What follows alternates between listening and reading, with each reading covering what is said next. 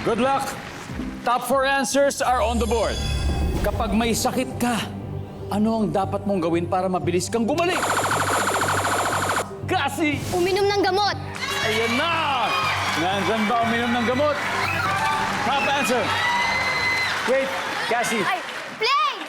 Play? Yes! Play! Play talaga, siyempre. Ito na eh, pagkakataon ni Rafael. Rafael, kapag may sakit ka, anong unang dapat mong gawin para mabilis kang gumaling? Siyempre po pumunta sa doktor. Nandyan ba yan? Survey says. Yuen, kapag may sakit ka, dapat mong gawin para mabilis kang gumaling? Manalangin. Mag-pray. Paano? Ano pa pipray mo? Paano mo sasabihin? Sabihin ko, Ama, Diyos, pagalingin niyo po ako. Oh, yan. Nandyan ba ang pagdasal? Wala, Tori.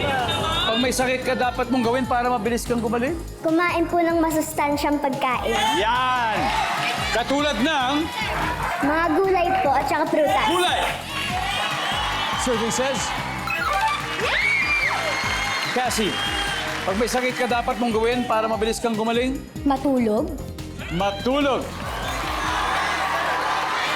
Jordan, tama kaya yon? Kailangan mo matulog para mabilis kang gumaling. Opo, parang tama po yun. Parang tama, no? 0 pa sila ngayon.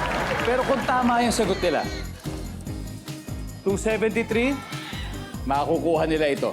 Ang tanong, nandyan ba ang pagtulog survey?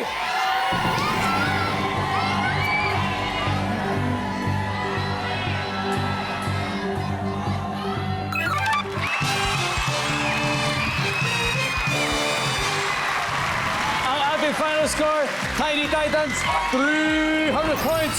Little Darlings, 237. That was so close. Ang galing nyo naman. Guys, okay lang. Magaling kayo. Magaling. Aria, magaling kayo, Jordan. But, nauna sila doon. Yeah. But you guys were great. Palakpakan po natin. 50,000 pesos for the Little Darlings. At